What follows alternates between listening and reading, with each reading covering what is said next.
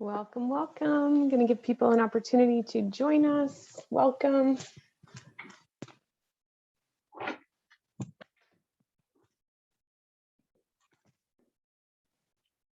Welcome, welcome. We are back for day 2.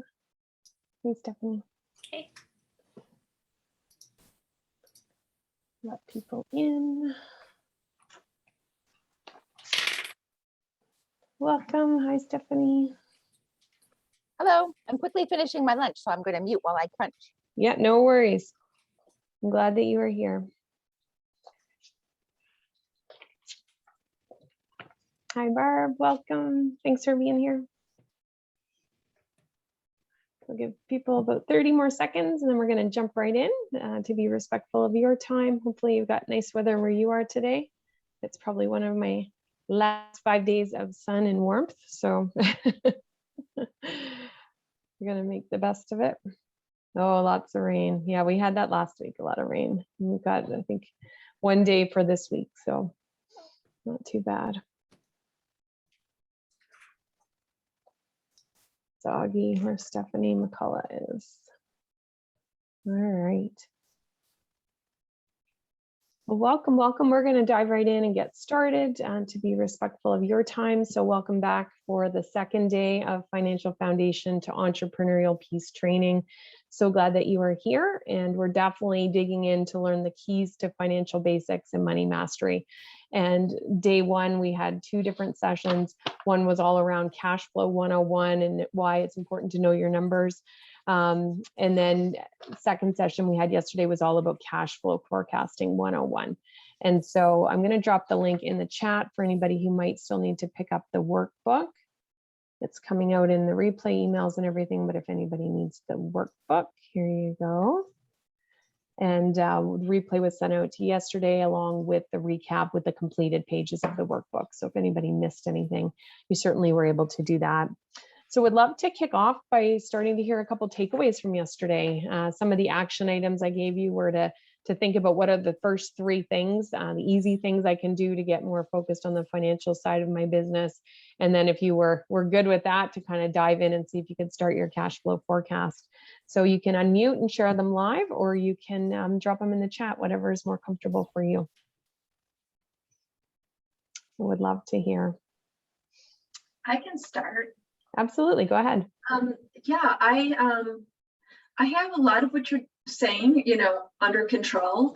My issue is that it's been kind of at an arm's length with somebody else, and I want to bring it closer to me. So I look at my numbers, like you say, like weekly, and make sure I know what's going on a regular basis rather than every, monthly or quarterly, which is just too much, too far, too distant. And so my goal with this course is to get really, really close, have it close to my heart. All of this information, they're not close, but understand every, it's interesting. You said something yesterday, like this and this and this, they all mean the same thing. It's what we say all the time, right? It's the vernacular that throws people. And so I'm like, oh, okay, so it does mean the same thing. I don't have to do all those calculations in my head. This is what it means. So thank you for simplifying it. Great. I love that. And that's a wonderful goal because the closer it is to you, you don't necessarily need to do the bookkeeping, but you're going to feel more comfortable and just less anxiety, able to make decisions faster. And you're going to be less likely to think when someone says something, oh, I don't know what I'm talking about. You're going to be like, well, they might be saying it in a confusing way. I know what I'm doing, so I don't need to worry about that. Or you might say, oh, did you mean this? Is this what you meant? And then you're going to just have that confidence to ask those questions back versus the reaction is, oh, it's me, I don't know, when that's not really the case. So excellent. Thanks for sharing, Barb. Stephanie Kunar, did you have something you wanted to share? Yeah, so Luann and I were talking yesterday, and I think one thing we missed, which we're going to correct, is that we really hadn't set up, we have a business account and everything, but we never set up the credit history, right? Like, so we actually have been in business 4 years at the end of this month. So we could have had that, track record. So that was something. And I think just this idea of the inflows and the cash coming in is going to be tied, I think, in my mind to the pricing as well.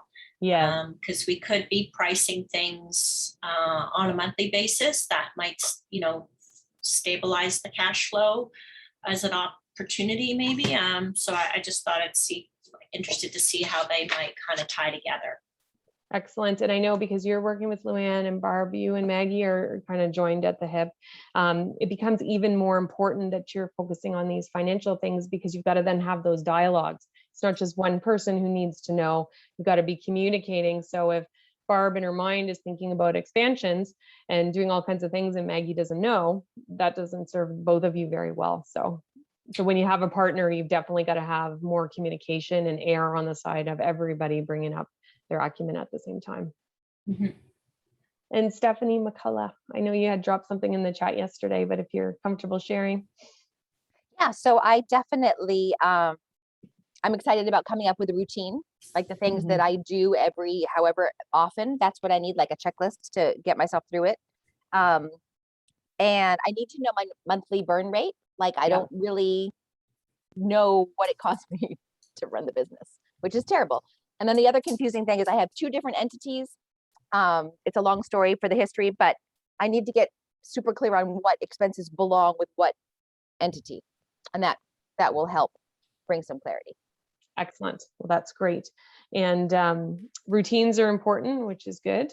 And Stephanie just used a term that some of you may not be familiar with. So she said the term burn rate.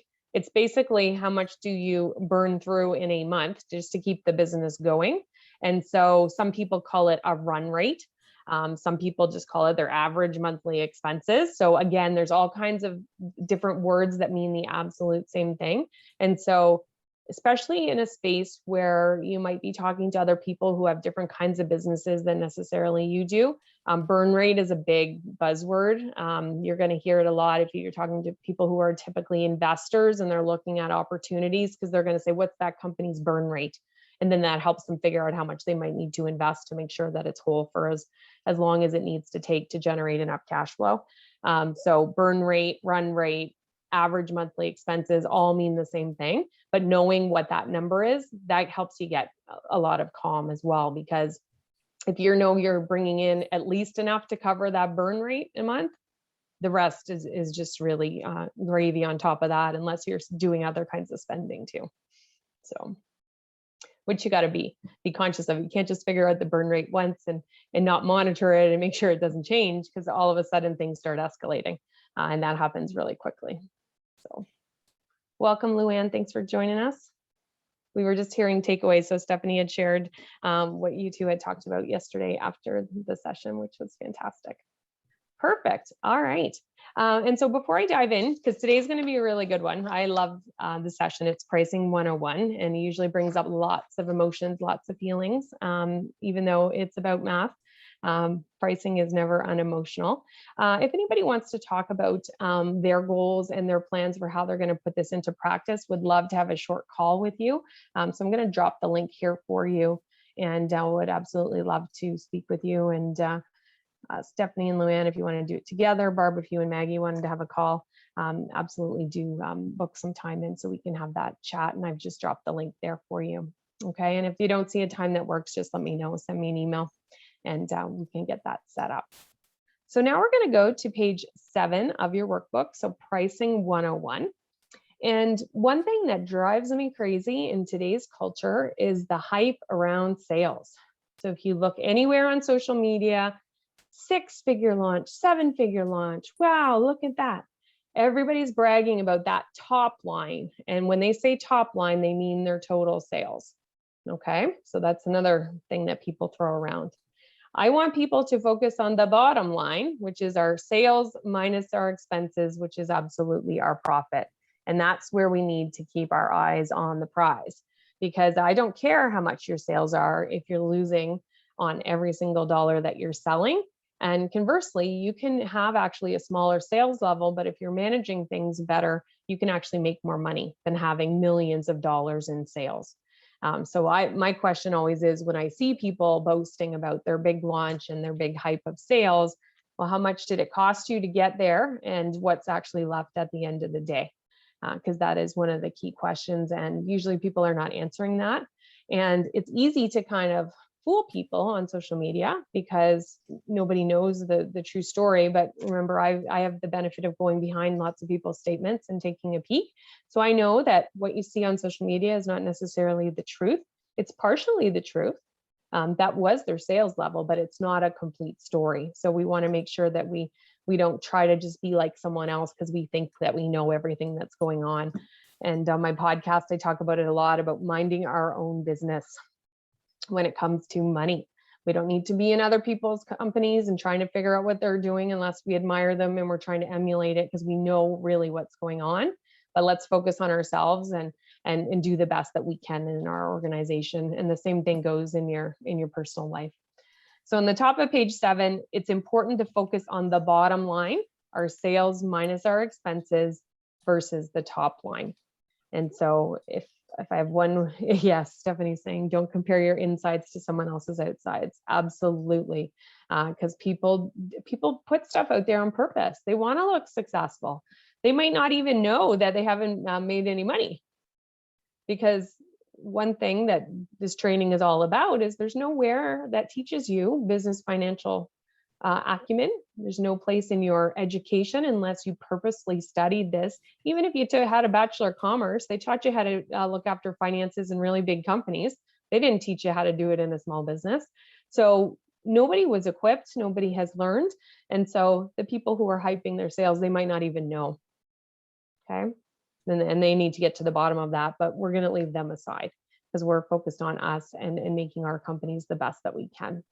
So it's important to understand, am I making money on everything that I sell? And I talked about it yesterday. I work with companies, sales kind of peak out at 2 million. They're all ranging up below 2 million across all different industries. But two of the common denominators I see in those organizations, one, they're not getting a steady paycheck. So the reason they went into business isn't happening. And the reason that's not happening, and I would say 85% of the cases, they're pricing unprofitably. So they've set their price, who knows how, but they've set it in such a way that they can't cover their expense base, let alone pay themselves. And so things are not going as they imagined, but they don't quite know yet that they're not making money on what they sell. And so that's the tricky part. And so usually we're able to zero in, and it's about making minor changes, not making sweeping wholesale changes.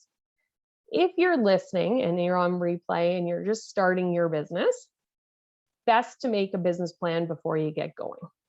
So validate your idea, check things in the market, actually do the math to see if you're going to make money. If you're already in business, what you've got out there is what you've got out there, but it doesn't mean you can't change it. Okay. So one of the things we need to know, and that's the second line here on page 7, is know your break even. And another way of saying that is profit of 0. So if our sales were exactly equal to all of our expenses, we'd have profit of 0. We'd be at a break-even point.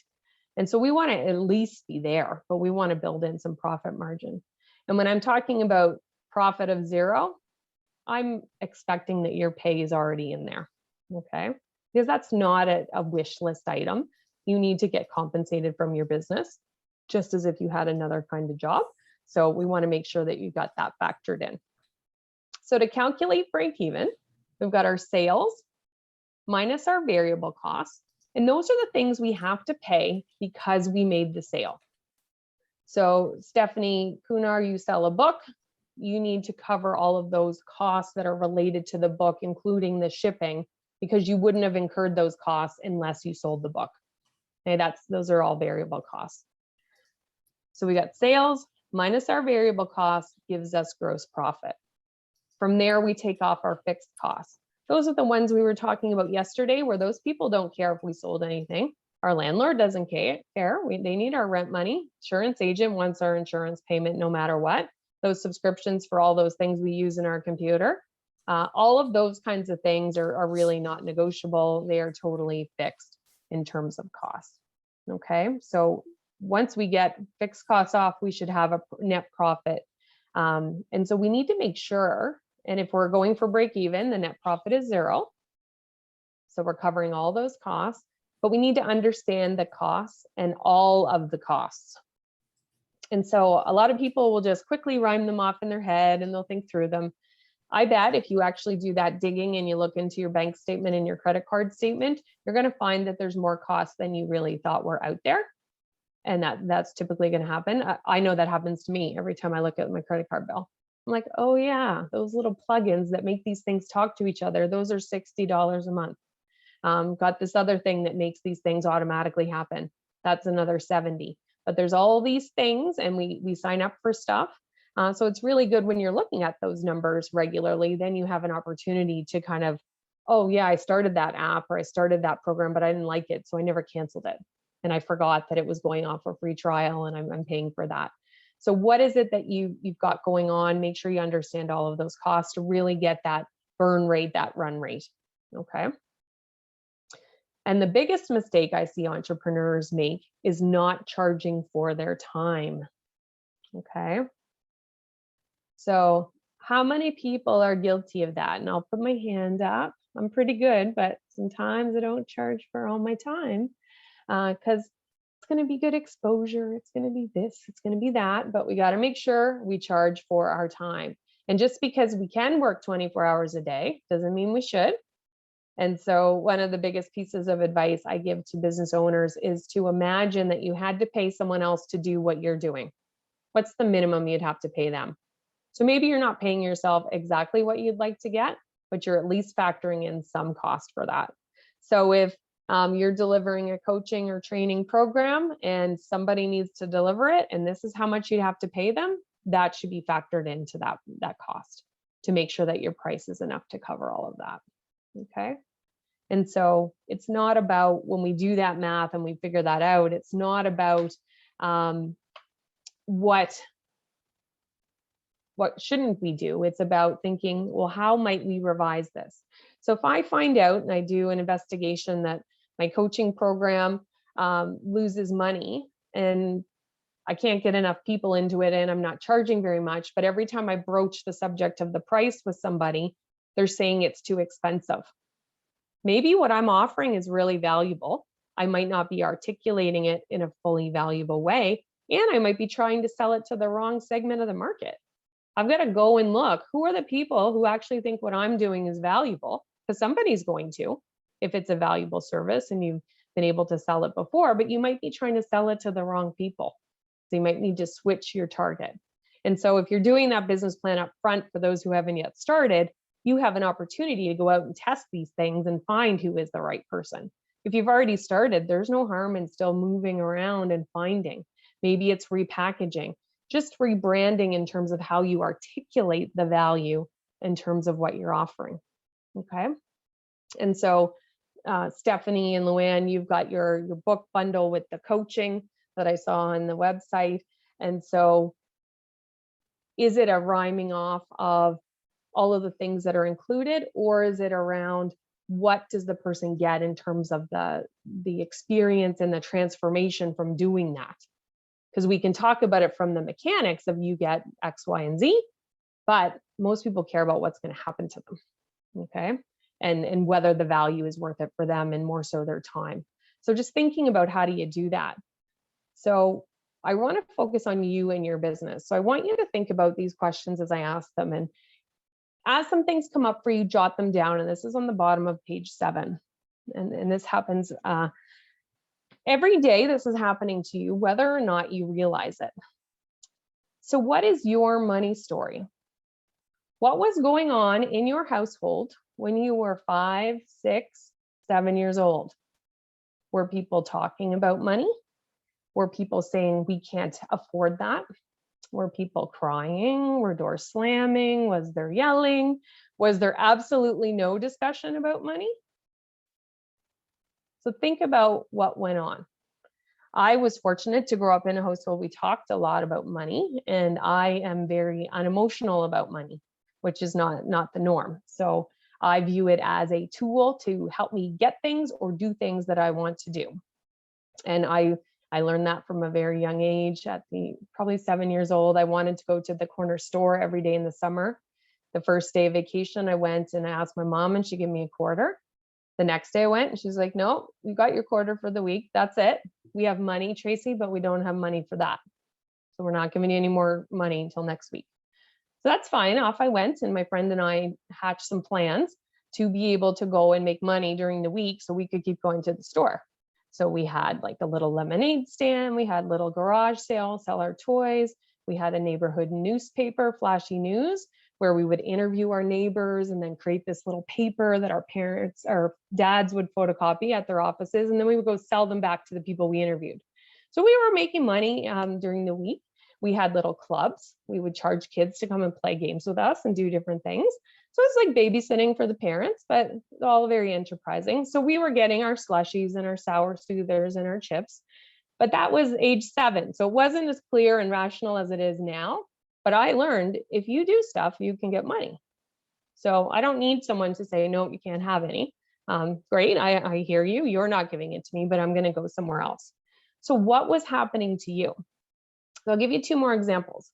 So I did lots of volunteering when I worked with TD Bank, and we had a financial literacy program that correlated with Girl Guides. So there was like different curriculum for every year. So I went one time, I volunteered with the 5 and 6-year-old little girls in the Sparks program. And I asked them what they thought about money. And one little girl shot up her hand, 5 years old. Money is evil. So that's what she told me. So imagine what's going on at her house. If at 5 years old, she thinks money's evil, she probably doesn't even know what money is, right? Money's evil. I worked with big sisters for a while, so I had different little sisters. We went to this event one day and they had to do some journaling and reflection. And she showed me her journal and it said, my mom cries every time she uses her credit card. And she was 11, okay? So she knew that if her mom pulled that credit card out at the store in the nighttime, there was going to be crying in that house. So what was going on in your house? And I can guarantee that whatever happened between 5 and 7 years of age, that is with you every time something comes up about money, good or bad, okay? So then what comes up for you when you ask someone for the sale? You've just presented what you want to offer them because you think you can help them. It's all coming from a place of service. We want to help them. What comes up for you? Do you hear those voices in your head? Maybe it's your own voice. I can't charge that amount. What are they going to think about me? Maybe it's the well-intended family members who say, who do you think you are? Why do you think you can charge X for that? Okay, so what's coming up? Do you feel nervous? Do you feel embarrassed? Are you feeling almost ashamed that you were asking so much money for whatever it is that you're offering? Okay, so think about that. What comes up for you when you're setting your prices? Are you trying to be the lowest person out there in terms of price, just so you can say that I'm the cheapest, come on over? That has negative impacts that can come with it as well, right? So are you thinking about it? And when I think about setting prices, I think about it kind of 2 different ways. When I work with my clients, I think about, let's start from the bottom up. Let's start about all of the things that we need to pay because we're offering this. And those would be our variable costs, including whoever's time is required to be involved to actually deliver on that product or service.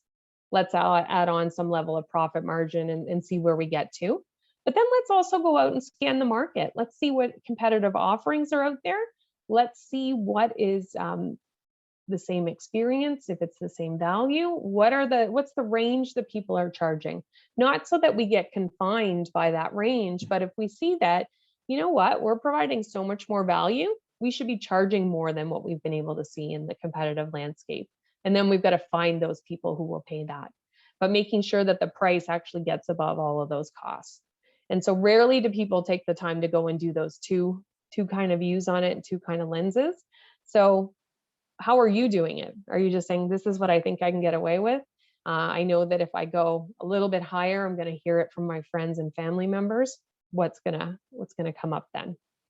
And so the last line there on page 7 is that it's critical to charge your worth and get a steady paycheck. Yes, Stephanie Kunar, that's an excellent question. Yes, you would add a percentage of the fixed costs too. And so a really easy way to do it is, if you know what your fixed costs are as a percentage of what your total sales would be for the year, you can figure out that correlation. And then every time you have the sale, take that percentage and add it in when you're working from the bottom up. So if you remember, we have sales minus our variable costs minus the fixed costs. So that's right. Especially people Can you who say might, that again? yeah. So if you just go up third line on the page, so sales minus variable costs, and then we have our minus our fixed costs. But if we're starting from the bottom up, like let's say our variable costs are $10. Okay, I'm just going to make it super simple. If I know that my fixed costs as a percentage of my sales are say 40%, and my selling price was 20, I'm going to take 40% of the 20 and add it on, and then add on a profit margin as well. Okay. I'm not sure how I would know that part though, but I would know, say, the monthly fixed costs or something like that. So I'm just wondering if you take a great place to start would be if you've been in business for a while, you look at last year's sales and what were the fixed costs in relation. Yeah. So just pull off the total on your statements and just do one calculation to get that. And so if it was kind of a startup year and you had way more fixed costs than normal, you'd back the percentage down, make it a little bit lower. But if it was truly a reasonable year, or if you've only got monthly results, what is the monthly?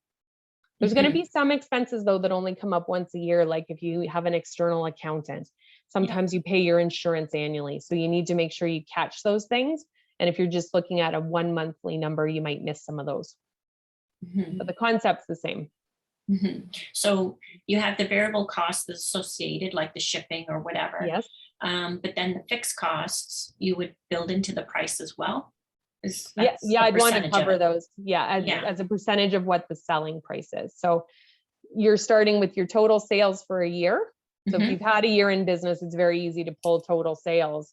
Okay. Look at your fixed costs, all those things you were paying, whether or not you sold anything like rent, insurance, subscriptions. Take those fixed costs divided by sales. Okay. And then for every sale you make sure X percent of the sale price is covered. Okay. Yeah. And it's not the most, it is accurate, but it's not the most precise way, but we're trying to be in the ballpark compared to not doing anything, but it's a good way to make sure you're getting covered.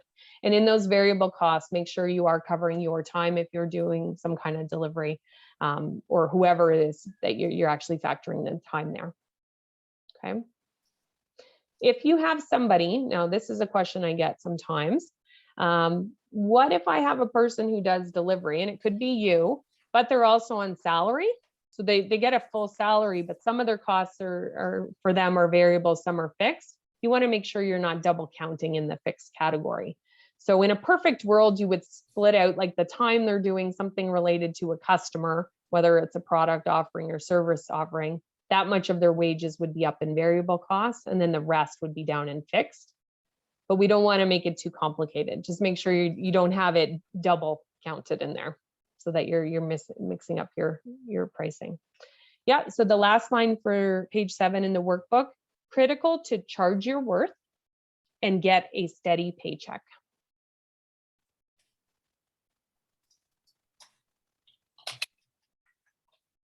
And so as you're just sorting through this initially, you can do this, just piece of paper, scribble it out, get to the main parts, because it's probably more than you've glanced at before, and then you can build it out in more detail. And certainly as you're adding new offerings on, you want to make sure that you're going through this before you bring them out to the market. Because you might realize, you know what? People love having a 10-week coaching course, but they don't want to pay what I need to charge in order to have 10 weeks of coaching. It doesn't even add up. So I'm only going to offer 4 weeks, and this is the price, and I can get comfortable enough with this, and they will buy at this price point. Or I'm going to go and try to get a sponsor so I can bring it to maybe all kinds of students. They don't need to pay, but I'm going to get someone else to pay me, and they get to put their brand on it and say brought to you by so-and-so. Yeah. So taxes for your paycheck. That's your question, Barb? Maybe you could just unmute, give me a little bit more context. So when you're talking about paycheck, is it take-home pay, or is it everything that you have to pay, your taxes, Social Security, all of that, bundle all that up in terms of a paycheck, and make sure you have the whole kit and caboodle in there before you really think about what your paycheck, what you take home? Yes, that's an excellent question. And so I see so many people will just take, say you have a staff member and you pay them $20 an hour, but they also get benefits, they also get vacation, they also get blah, blah, blah. It's got to be the total cost per hour when you add in all of those other things that they get, because you got to get to the true cost. So that's a great question. Because if we forget about that other stuff, then all of a sudden the math won't work.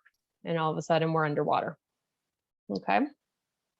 Any other questions right now? Okay. So did you jot down some stuff about what was happening in your house? What were you learning? What were you feeling? What was your family doing? My grandmother, I used to bite my nails worse than I do now, but she used to bribe me. She would give me $1 a finger if I grew my nails. So that was another mechanism I had to make some money, because she would keep doing it and paying me for my fingernail growth. So like that's part of my childhood. So yeah.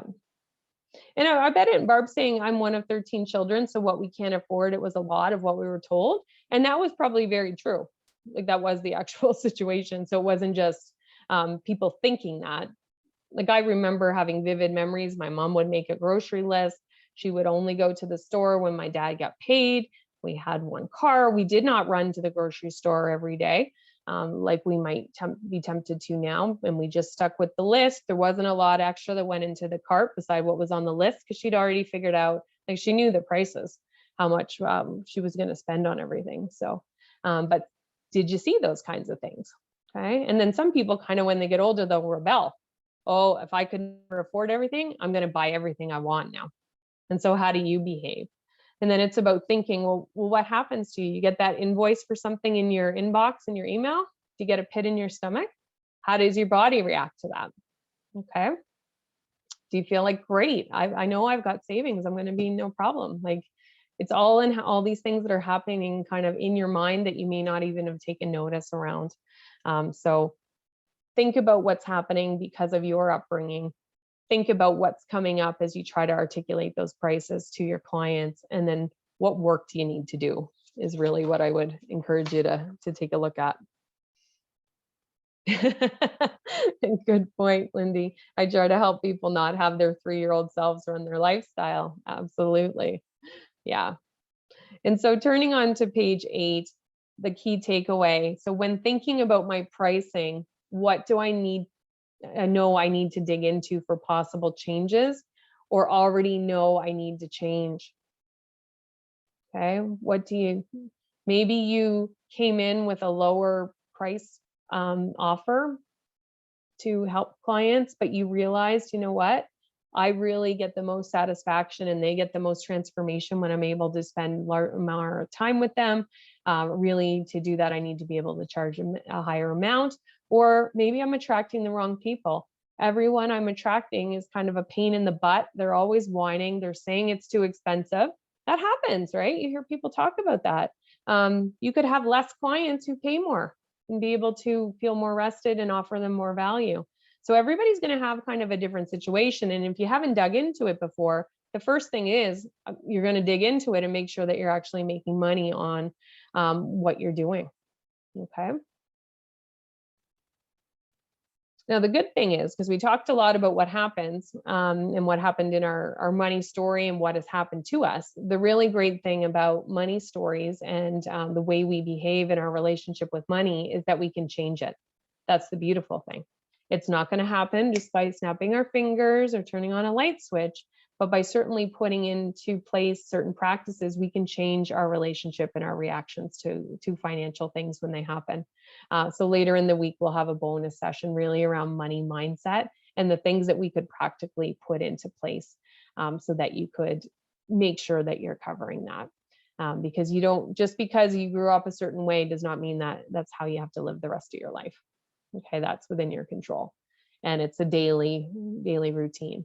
For me, financial fitness is this lifelong journey that we're on, both personally and in our business. And we need to be continually learning, taking the small imperfect actions as we move ahead to make sure that we're creating the kind of life that we want, that we're creating the business that we want, and that it's actually giving us the things that we thought it would.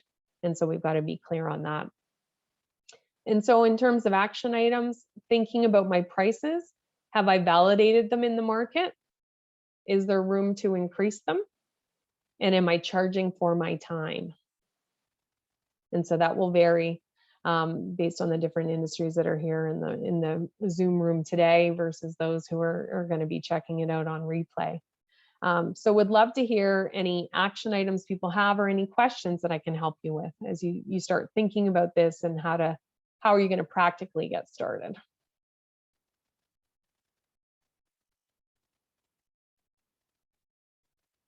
And so if you are selling more than one thing, you might start with a piece of paper and you're going to have the different offerings at the top. You might put the price and then start jotting down all of the costs. That's a good place to start.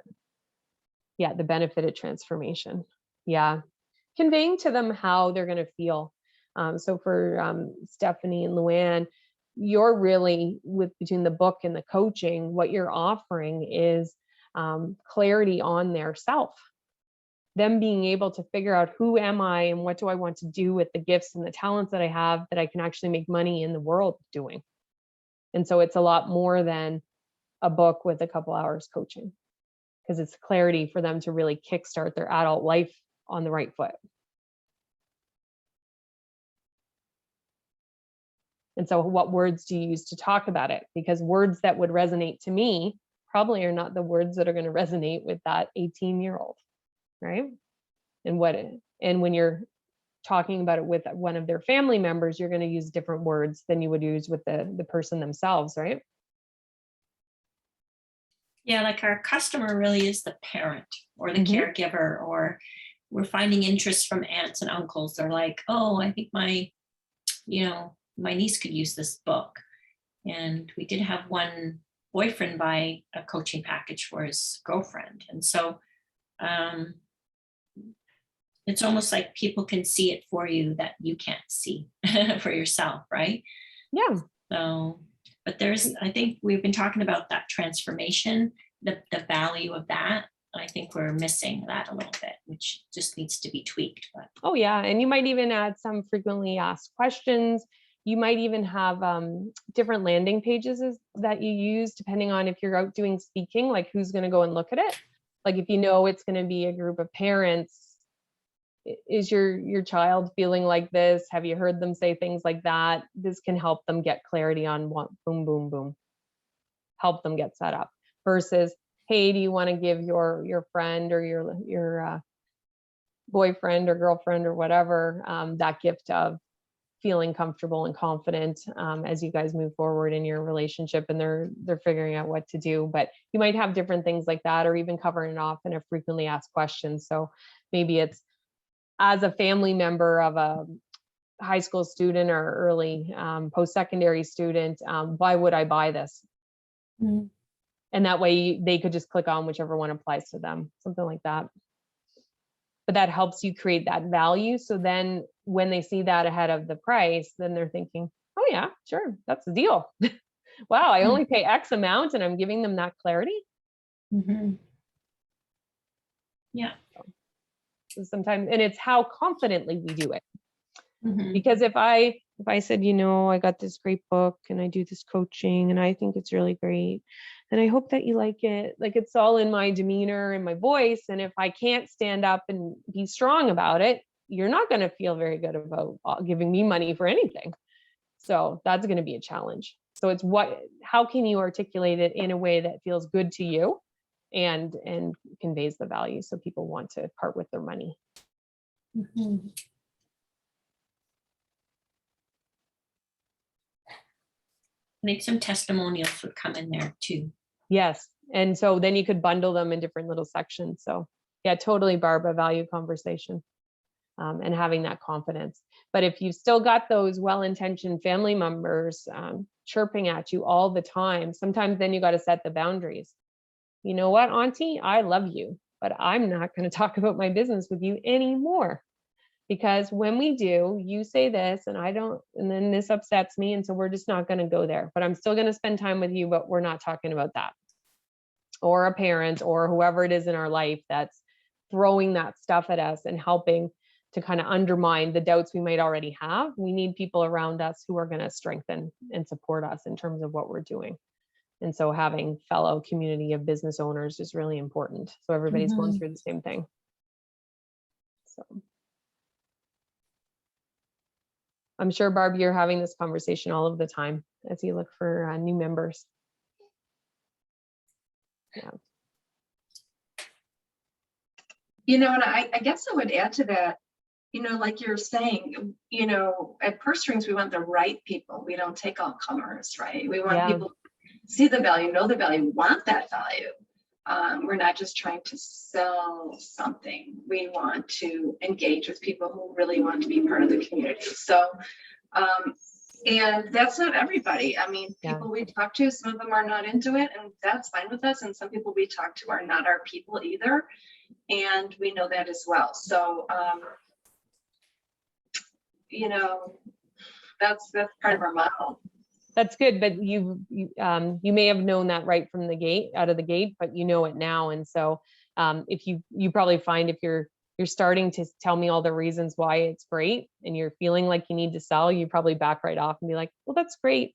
Thanks for your time. We'll just part ways because it's not the right fit for us. So exactly, not the right fit. And we have criteria that we share with people that we, kind of expectations. So it's not for everybody, but so I think it's what you're like, it's a value conversation. Like, I'm not a salesperson, I'm an educator. So I'm not in here to sell, book, like door-to-door books. Like my coach was a salesperson. She knocked on doors and sold books. I'm like, wow, how does somebody do that? But she's really amazing how she can sell products and services, and but tailoring it to really the value that we want to provide is a different conversation. But yeah, I mean, it is a sales conversation. We are still selling something. So it's interesting though, because it's kind of a whole different realm for me to be in those conversations. So, but I do feel, and I think we all feel with our own businesses, we have the right to pick and choose who we want to work with, which is empowering. And probably part of the reason many of us decided to go into our own businesses. Yeah, it's just when that cash flow pressure hits, do you stay true to that, or are you trying to bring in any sale because you need to close that gap that way? And so the stronger you can get to make sure you're profitably pricing and that you're actually reaching the people that you want to work with and have in your community and your network is the challenge. And it's a good one. Good choice to have. Yeah. Excellent. Yeah, we talk about it in marketing, it's your persona of your customer, right? So really trying to describe your perfect customer.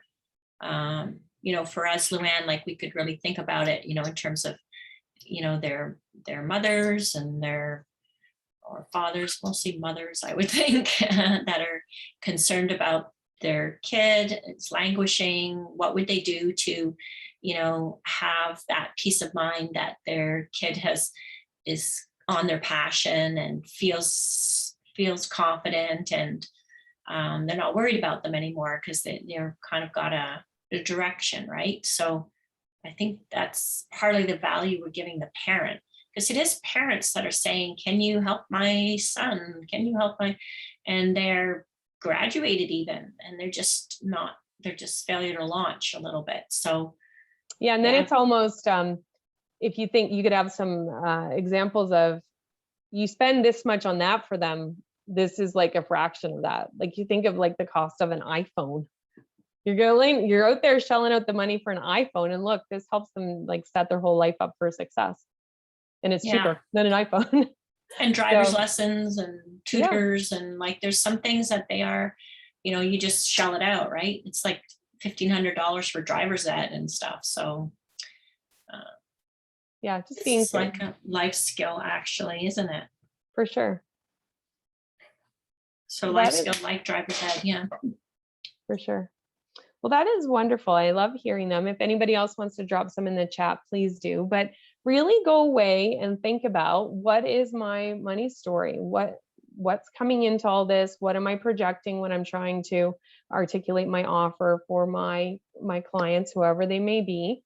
when you think about your pricing, what are those possible changes? Have you validated them in the market? Do you have room to increase? Because I can tell you that there's usually more room to go up on pricing than you're ever going to get in any expense cut. Like you can cut expenses and trim them, but there's going to be a base you cannot get below. And so the way you're actually going to get profitable is on the price. And so maybe it's sometimes just in the way you articulate it, or maybe it's that you add something else to the offer that justifies that price increase. So think about that and make sure you're covering your time, because I want to make sure everybody's profitable and everyone gets paid for their work. Okay. Tomorrow we've got a very exciting session. We're not going to keep you guys here. You've got busy days. We're going to get into navigating stakeholder money conversations tomorrow. So how do we talk to our bookkeeper or our accountant? How do we talk with our employees? How do we talk with our clients about different things? And so sometimes this is where the communication breakdown happens, because we're feeling insecure about our financial knowledge and our acumen. We don't know how to convey it. And now we're starting to convey the wrong things to all these people that are in the periphery and they're related to the stuff that we're doing financially, but we just don't have the words. So then we might be avoiding it, or we're kind of mangling it, saying the wrong thing. So that's what we're going to get into tomorrow, where we can really, I'm going to give you some questions and phrases you can use that you'll be able to actually put in practice that will put you in good stead. If you would like to have a chat and talk about your personal goals with me, would love to do that. So I'll drop the link here again for anybody who wants to book some time. So if there's not a time that works in your calendar, please do let me know and we'll get something set up. And I truly appreciate you. Absolutely. So I'm going to just wrap up, but Lindy, if you stay, we'll get those first couple things for you. So I appreciate you showing up live. I appreciate you sharing your experiences from your own businesses. This is really the fun part for me, seeing in action how it can apply to your lives. So really, thank you so much for joining us today. And I will see you tomorrow, same time at 2 p.m. Eastern. Okay. Thank you. Thanks, Tracy. You are Fabulous. welcome. Thank Okay. you. Have a good day. Okay. Good Bye, rest of the everybody. day. Take care. Tracy, I'm just gonna my client took mercy on me and said, "You need to go take a nap." And I was like, "Actually, I'm going to go to Tracy's class." oh, that's so nice. Let me just